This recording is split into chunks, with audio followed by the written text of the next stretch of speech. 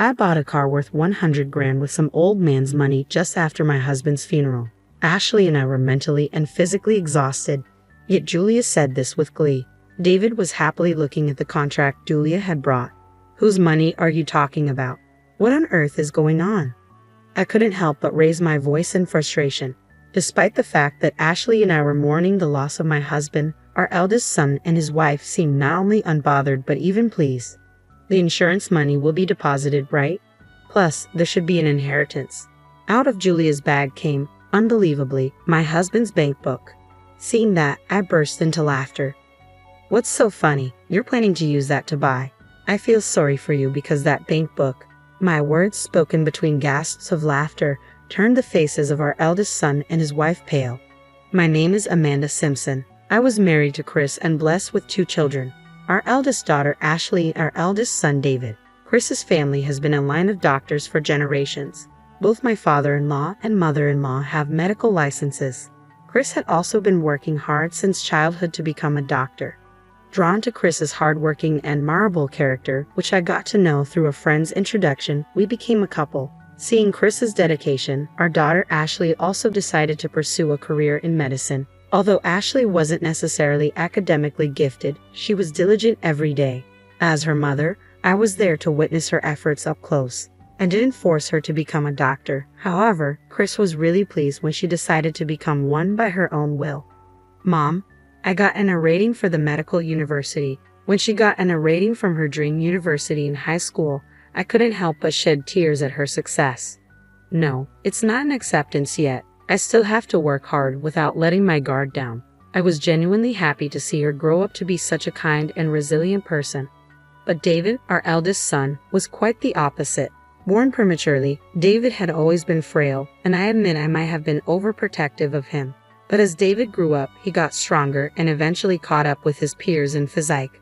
Without attending any cram school, he consistently scored perfect marks in elementary school tests.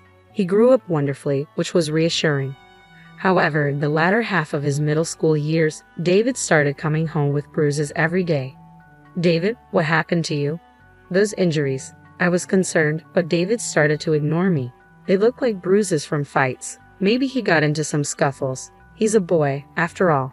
There are times like these. It's kind of a good thing in a way that he's grown up to stand up for himself.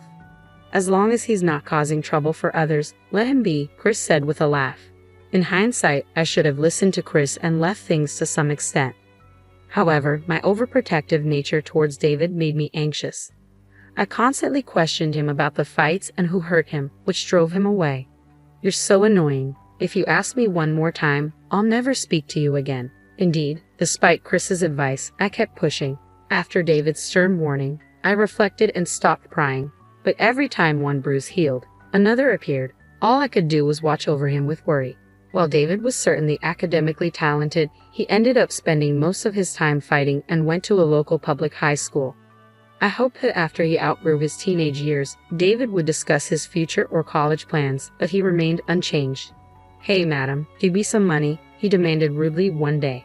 If you think acting like a delinquent makes you cool, you're gravely mistaken, Ashley retorted. Huh?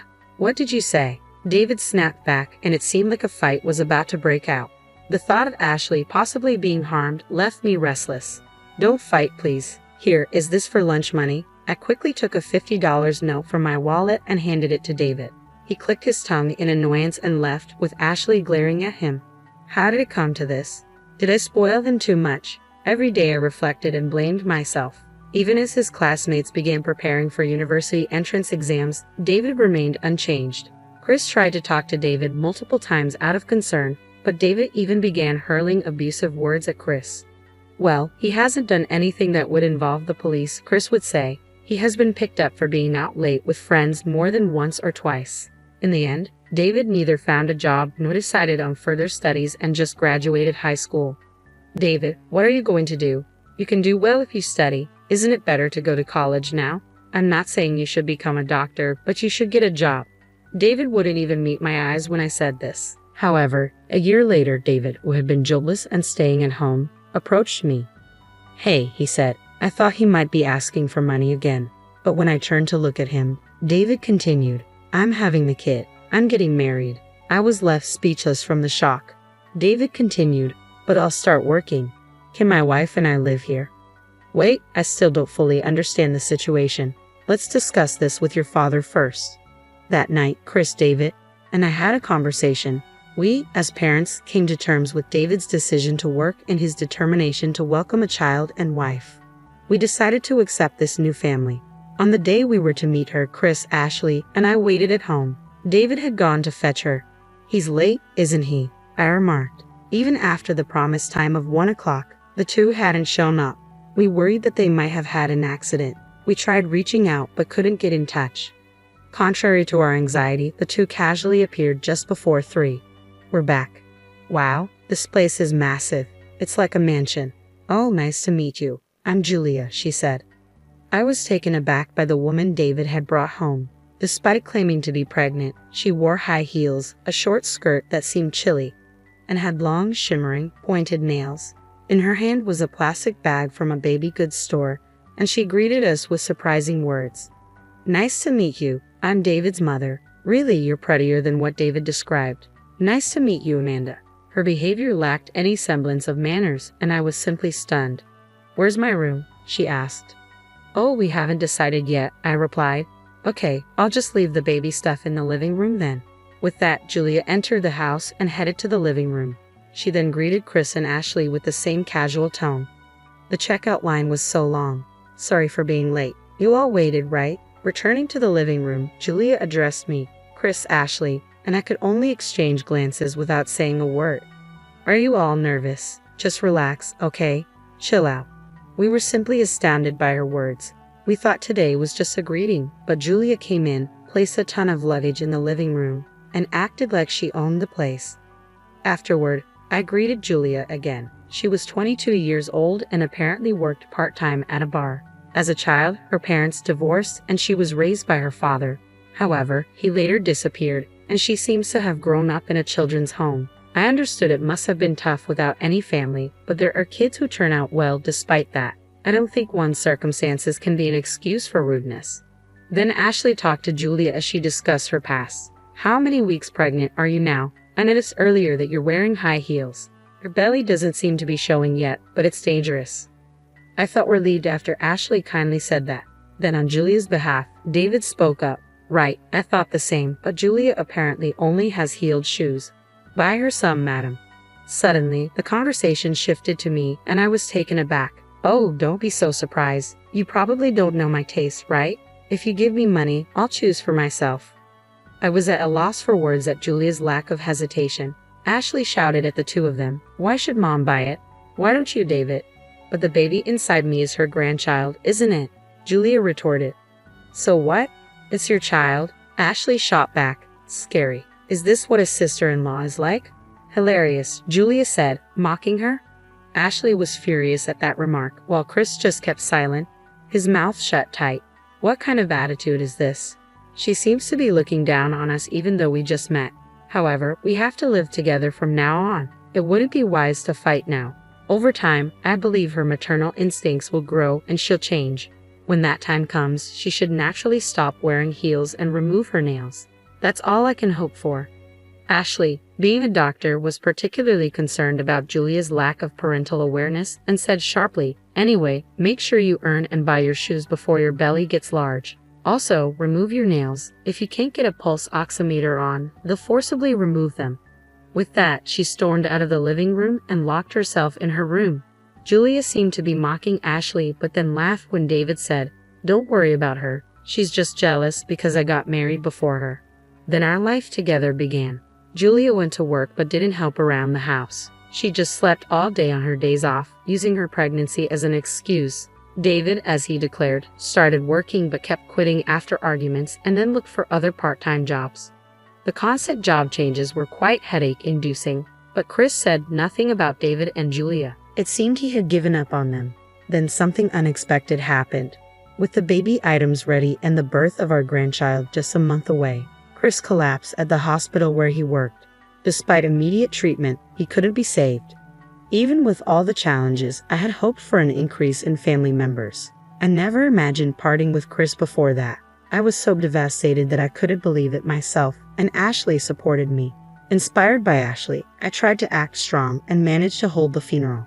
On the morning of the funeral, I told Julia, "It's fine if you stay at home, Julia.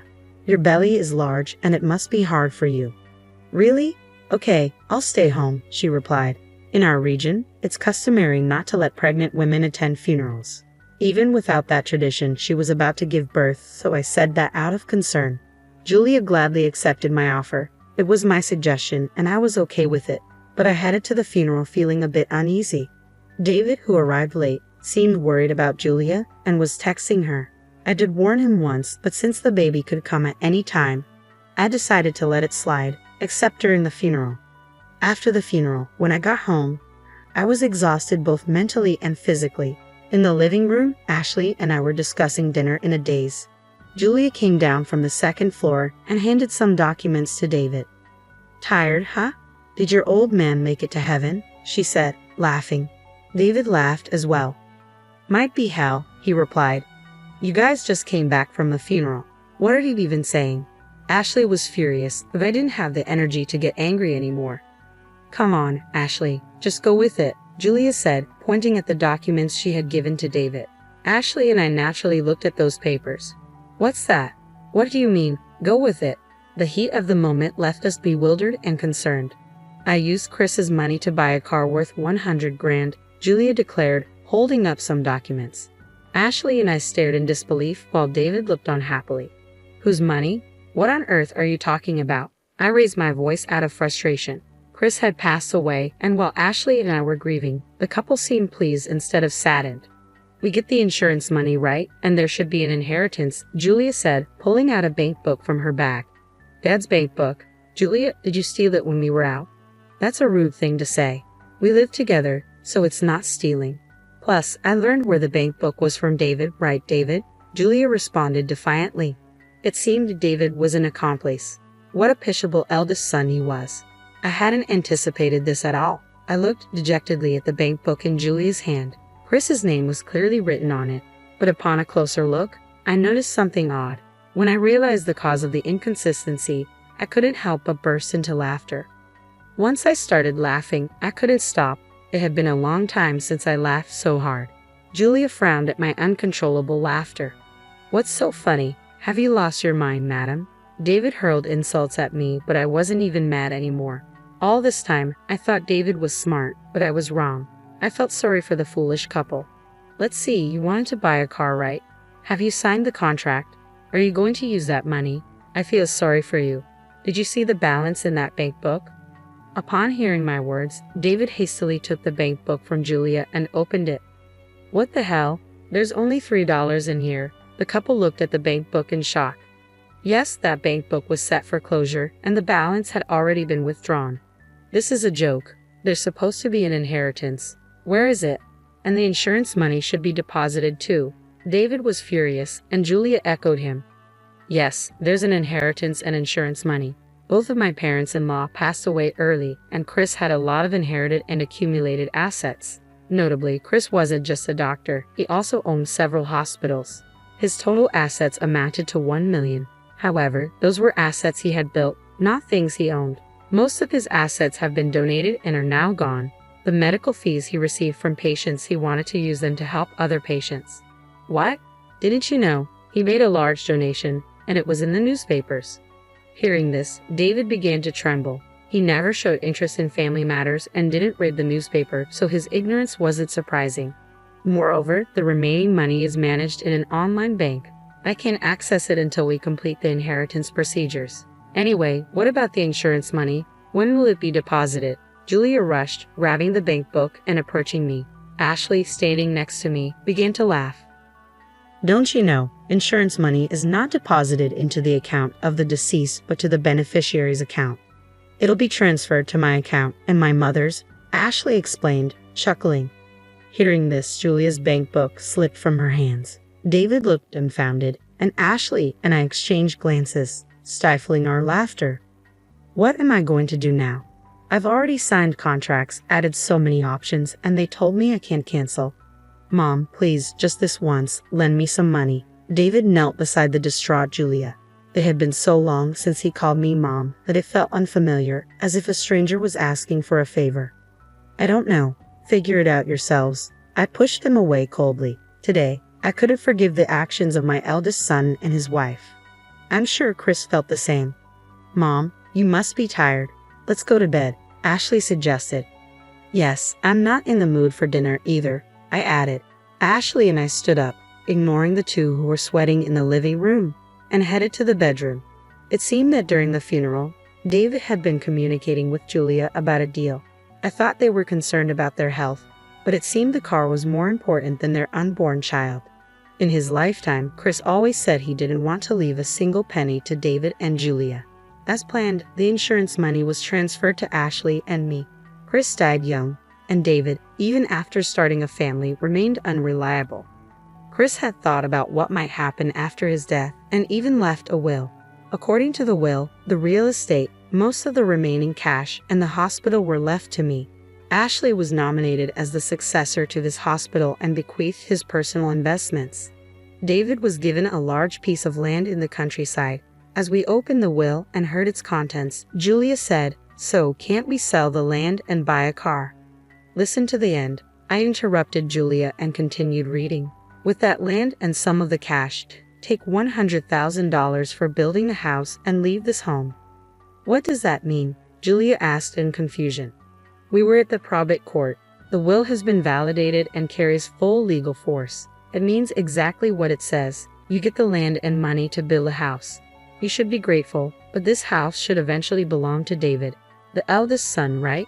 I replied, looking at Julia as if she was pleading for help. I responded with a smirk. It's what I received. I decide who to give it to. You damn old woman. Better start packing your bags when you get home, huh? Julia retorted. By the way, the land that Chris designated for David was about 30 miles away in the mountains. It was indeed vast but mostly untouched woodland. No matter how large the land is, if the construction cost is $100,000, the house built on it would probably be small. I bet David and Julia, who likely had nothing, would have made a fuss about the inheritance. Whether Chris gave them the land with that in mind, I don't know, but I believe Chris created an environment where Ashley and I can live peacefully. Besides, David and Julia shouldn't even have any right to receive anything. They should be grateful for whatever they can get. A few days later, a grandchild was born. Julia's water broke in the middle of the night, and she was immediately taken to the hospital after making a call. However, due to her dropping blood pressure and the hospital being understaffed at night, Julia had to have an emergency C-section. Ashley had repeatedly told her to remove her nail extensions, but she didn't listen. Apparently, the nurse possibly removed them. No, I just got these done 3 days ago. Don't take them off, Julia. Don't move, the amniotic fluid is gushing out. They apparently had a standoff in the middle of the night. From what I heard from Ashley, this confrontation was more challenging than the surgery. I've never had fancy nails like young people do, but it seems like it was painful. It's undoubtedly a case of getting what she deserved. I thought to myself. Julia, who had been saved along with her child, could no longer stand up to Ashley and quickly became docile. She may be upset about the inheritance, but she's no longer acting superior to us. I hope she's grateful that we let her rest for the first month after childbirth, Mom, Ashley said regretfully. Can we stay here? We don't need the land or the money. No, even if you stayed here, you both only earn as much as part-time jobs and don't contribute to household expenses. I replied firmly. David's plea was met with a firm denial from both Ashley and me. Reluctantly, David went to cancel the car purchase, but he was charged a penalty fee of $10,000, which he had to pay from the $100,000 set aside for construction. Whether they were reluctant to move to the countryside or not, they considered selling the land and renting an apartment. However, the rent was too high for David and Julia's salaries, and there were no buyers for the vast woodland. They realized they had no choice but to build a house on it, as stated in the will. Desperately, they started looking for a contractor who could build a house for $90,000, but it wasn't going well. The baby is still young, so I'm letting you all stay here for now. You can leave whenever you want, okay? I told David, who fell silent at my words. A week later, they found a construction company, but all they could afford was a small prefabricated hut. I don't expect Julia to keep it clean, so even a small house should be fine. I told the couple who were preparing to move. You'll need to decide on daycare, so until you're settled, I can take care of the baby. You both should become independent as parents first. You're taking our child, you monster. Julia exclaimed angrily, but David stopped her. With just my earnings, it's impossible to support the two of them. Let's leave our baby here until things settle. No way, I'll divorce you then, Julia threatened. Even if you do, you still won't have a home, I interjected calmly. It seemed David was finally facing reality, desperately trying to convince the furious Julia. Then don't make it come to that, I said. I didn't say I'd take her away. If you can, take her with you. When I snorted and said this, Julia bit her lip in frustration and quieted down. She must have realized that she had no choice but to temporarily part with her baby. Afterward, the couple quietly packed their things and left. I did feel sorry for the baby. However, having parents like that might not make much difference. Of course, if they change their ways, it would be best for the baby to be raised by her own parents. But I couldn't help but think that the baby might be happier being raised by Ashley and me. David and Julia, who moved to their new land, contacted us almost every day. If it was about the granddaughter, I was happy to reply. But all they ever asked for was money. When ignored, they sent pictures of bread for dinner. Seeing this, Ashley laughed. Even if they ruin their health, they won't be able to afford medical bills. In the countryside, a car is essential, I commented. They're currently driving a used car they bought for $3,000, which frequently stalls. They might be saying this to gain our sympathy, but they don't know it's just a laughing matter for us, Ashley added. In this situation, they probably won't be able to take their daughter back, I concluded. But as long as we can live with our adorable granddaughter, I think it's okay. When she turned 3, she was very cute, kind, and nothing like David or Julia. She was a hard worker.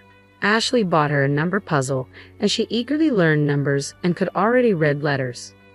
David and Julia are still living day by day, Ashley observed. Occasionally, when they receive pictures of their daughter, they exclaim, "Super cute," as if looking at a stuffed toy. It still seems impossible for the two of them to become parents, I mused. When the granddaughter grows up, I hope she can learn from her parents' mistakes and grow up straight. That's what I think.